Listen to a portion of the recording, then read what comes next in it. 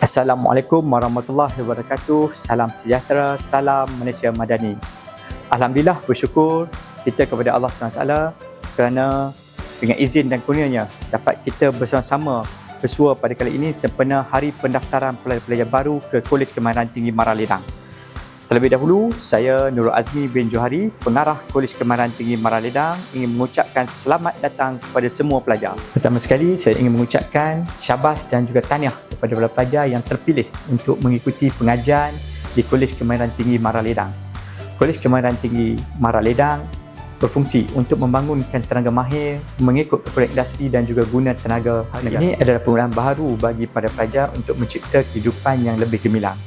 Saya amat berharap para pelajar dapat menumpukan sepenuh perhatian dalam mengikuti pengajian di KKTM Ledang agar kita dapat menjadi insan yang penuh berintegriti dan menempuh kerjaya yang lebih cemerlang di masa hadapan. Teras utama pengajian di KKTM Ledang memberi pendedahan kepada para pelajar berkaitan dengan teknologi bioperubatan dan juga makmal moden. Program ini memberi pendedahan kepada asas sains perubatan, teknologi peralatan perubatan, analisa makmal serta penyelenggaraan dan juga kalibrasi peralatan bioperubatan. Secara ringkasnya, anda akan belajar bagaimana teknologi menyokong dunia perubatan daripada mesin rawatan sehinggalah kepada peralatan diagnostik yang digunakan di hospital dan makmal. Bidang ini amat penting dan berkembang pesat serta diperlukan dalam sektor kesihatan negara. Saya ingin merakamkan penghargaan kepada ibu bapa dan penjaga di atas keyakinan serta sokongan yang diberikan kepada KKTM Ledang.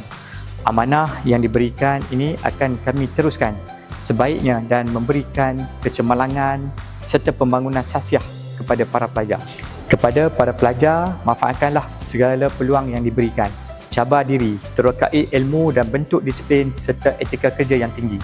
Seluruh warga kolej sentiasa bersedia memberi dan juga membantu anda. Akhir kata, sekali lagi ucapan tahniah dan selamat datang ke Kolej Kemahiran Tinggi Maraledang.